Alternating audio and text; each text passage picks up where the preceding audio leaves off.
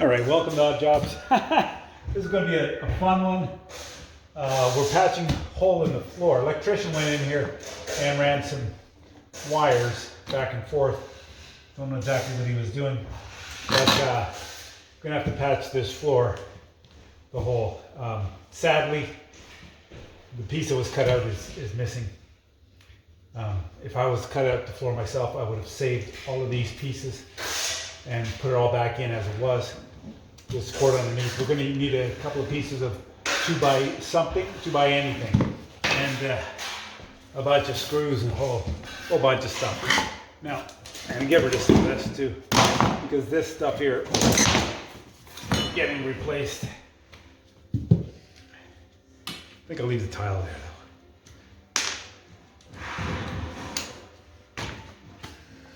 though. So they've cut out here, there's a joist here, a floor joist. I can feel it here. It's just underneath the lip. So that one's going to be hard to catch, but on this side, right, we're going to do a watch. I'll put you down there for later.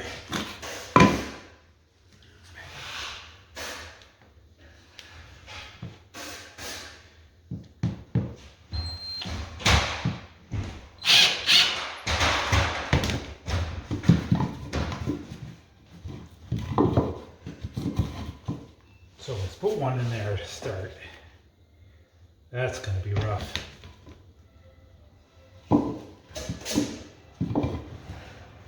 Yeah. Wow.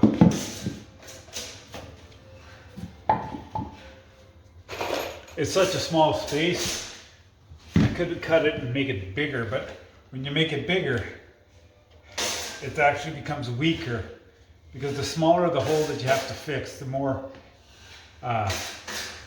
or the less reinforcement you're going to need to hold that into place and that it won't bounce, right? So let me I'm going to put a screw in here. I just want to get this just temporarily. I want to hold this one piece in there because I won't be able to reach in and grab it later.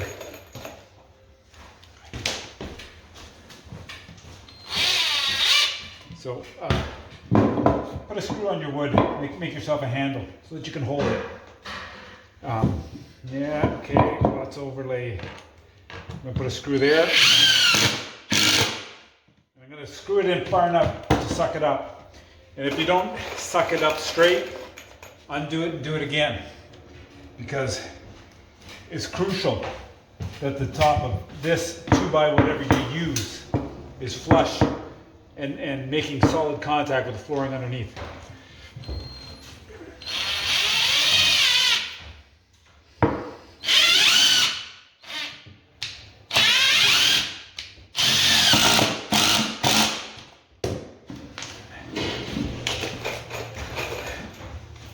So I'm going to put a couple in the end here.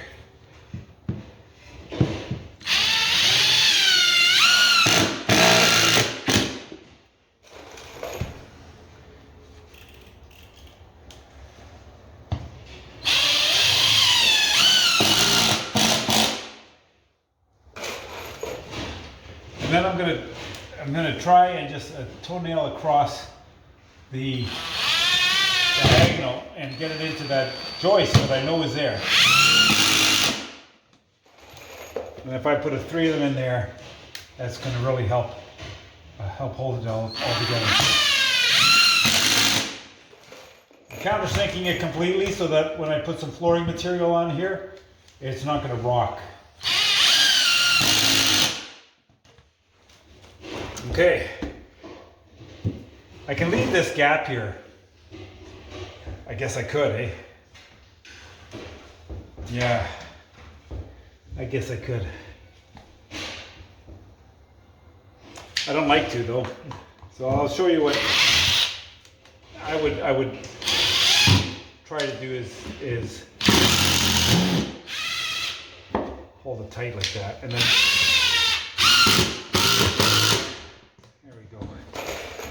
I'll put a few screws in this one as well.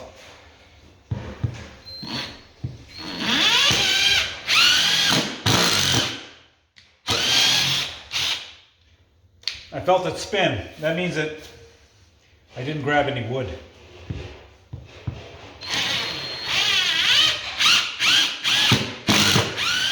Still didn't grab any wood. Where the heck is the wood? Oh well. Put it over here.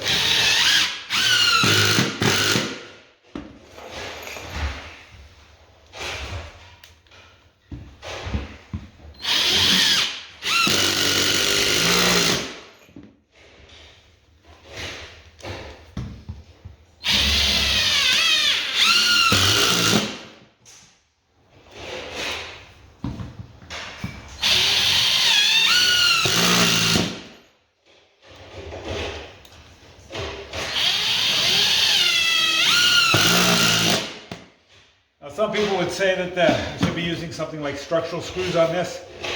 Structural screws, their strength is on the shear. They don't shear. These bolts shear. And I'm going to explain it to you this way. If you bend this screw, it'll snap. All the strength of this screw is over the length. Right? So having this in is just as strong as anything else that you could do. Stronger than nails, that's for sure. Nails will just slide off. These screws are going to hold this pretty much forever, and that's why it's so important that there's no space between the flooring and this, so that nothing moves laterally. Is that the right term? This way. So long as these won't move this way, the screws will not shear, and the screws will hold. These things will hold this way, probably 10 or 15,000 pounds of strength. What they have. That's what I've been told. I'm gonna go get my flush cut tool there.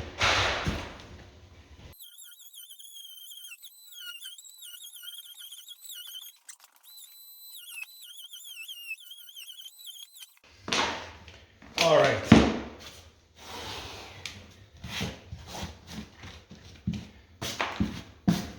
Now comes the fun part. The fun part is filling it in. So I've got at my disposal 3 different sizes of plywood. I got a 3/4 inch, I got 5/8, and I got a 1/4. Hopefully that'll be the right combination. Actually, that's going to be it right there. 1 layer of 5/8, 1 layer of 3/4, and watch what happens.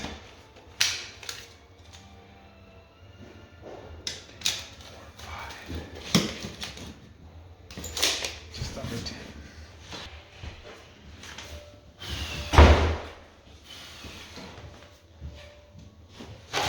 I'm going to make this as clean as I can in here so that I don't have any debris that'll make these things rise or not rise. You don't have to have a special order putting this in. I didn't find a rule book anywhere on how to do this. This is just some, experience, whatever. And, yeah, electricians don't cut anything straight. That'll be all right though. So the trick is that there's nothing here to cause a wobble, and we don't use anything that's soft. Plywood is always the best. It's already been compressed. Chipboard tends to swell. This is an old house. It's all got natural wood. I wouldn't mess around with anything else. I'm going to trim that a bit more here. Okay, I'll put the thinner one down first. I don't know why. Don't really have a reason. Like I said, there's no playbook here, no rules.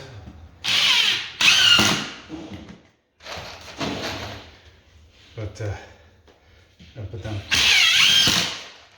at least 4 screws on this. I think. I don't think I need more than that.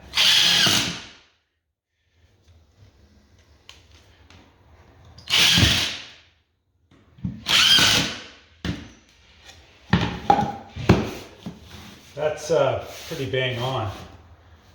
A little bit of deflection here or there, that's going to be okay. Now, we've got 3/4 and 5/8 together. That makes 1 3/8. Using a 2-inch screw, it's going to give me 5/8 of an inch penetration. For me, that's not enough. So I'm going to go to with a 3-inch screw.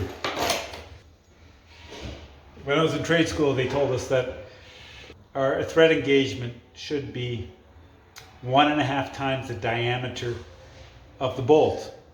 So I don't know if screws are the same kind of deal.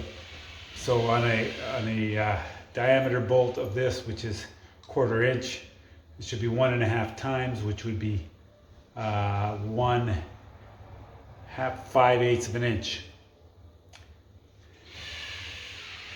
That would be okay on a bolt, but it wouldn't be on a screw. Anyway, I don't know if there's a rule. If there's a rule, let me know and I'll start following it, but there's no rule. I'd rather have more than not enough. So a 3-inch 3-inch screw is better than a 2-inch screw, and you have to go through 1.5 inches material.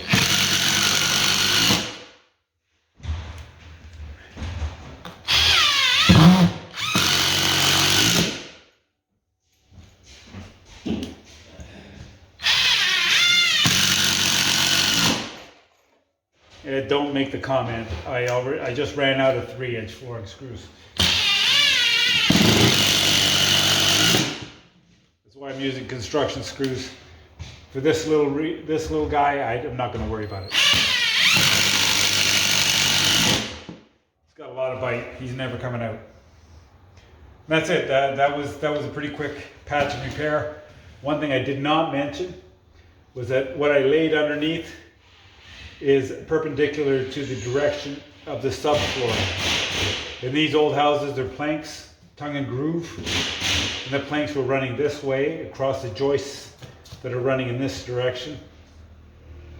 So the 2x4s that I put underneath, I ran them perpendicular to the floorboards so that everything makes sense to me anyway. I don't know if it's the right way, but it makes sense to me, and I've never had a floor fail. Thanks for watching Odd Jobs. Hit the like, subscribe, all that great stuff. If this helped you out in any way, you can hit the super thanks. I appreciate those as well. And yeah, thanks for watching.